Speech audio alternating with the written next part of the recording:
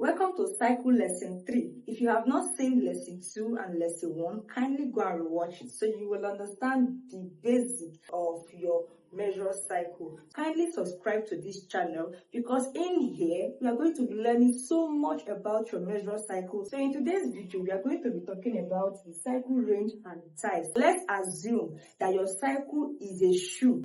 They have shoe sizes for baby, they have shoes for adults. So one particular shoe cannot fit in for this category of people. So because of that, they have to make shoes in sizes so you can get your own size that fits your leg perfectly. So that is what the cycle is like.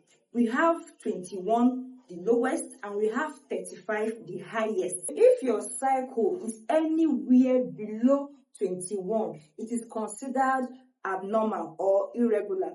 If your cycle length is above 35, it is also considered irregular or abnormal, which now brings us to the types of cycle that we have. I hear a lot of women say, I have irregular cycle. What can I do about it to make it regular? And when I get to understand what they are saying, what they meant was their cycles always change every month. Let's say they get 21 for this month, next month they will get 26, the following month they will get 32. So because of that, they have taken that type of cycle to be irregular. When I say regular, it means that their cycles does not change.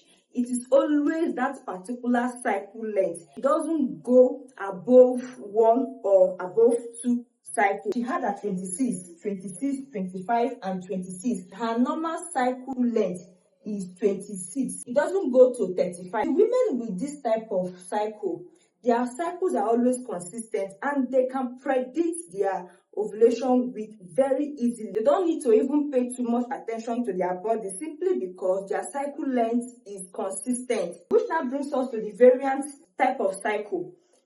These cycles are still regular.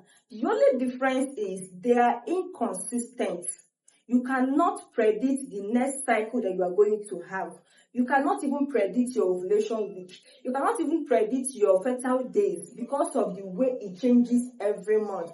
If your cycles are changing every month, there could be a factor behind it, which you will need to do more investigation to know why your cycles are always changing every month. This set of women, they particularly work with the ovulation test strip. When you say your cycles are changing, please, it doesn't mean your cycles are irregular. Women with variant cycles can still get pregnant. So don't be scared that your cycles are always changing. So because of that, that is the reason why you are not yet pregnant. You can get pregnant. All you just need to do is to pay more attention to your body. So you'll be able to identify your fertile week using your body signs. So those of you that are saying irregular, I have irregular cycle, I have irregular cycle, I have irregular period, are you trying to tell me that your cycles were below 21 or above 35? No, right? So stop saying your cycles are irregular. The only time your cycles will be irregular is when your cycles are below 21, which this 16 is below 21, right? This 47 is above 35. This 20 is below 21. This is the only normal cycle that we have. Go and find out the reason why your cycles are irregular.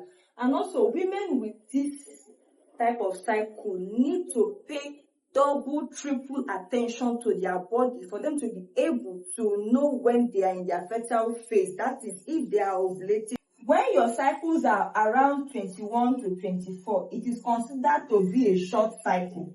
Women with short cycles tend to start their fertile window on time, no break. Which now takes us to the average cycle. If your cycle is around 25 to 29, it is considered to be an average cycle. Also, if your cycle is around 30 to 35, this is the longest of all cycles. Like your cycles should be so long. Women with short cycle might have gone through 2 cycles, you are still in 1. Women with average cycle might have gone through 1 complete cycle and they're in the second cycle, you are still in your own 1 cycle. So when your cycle length around 30 to 35 days, just know that you have a very long cycle. For you to understand your own cycles properly, you have to go and watch the previous classes, because we have talked about how to count your cycle length. We have talked about how to identify your cycle day 1. So when you watch it and you come back here, this particular class is going to help you know that, oh, I have a normal cycle range, or I have an abnormal cycle range. Also, after seeing those videos, you'll be able to classify where your cycles falls into, if they fall into regular, or they fall into variant, or they fall into irregular.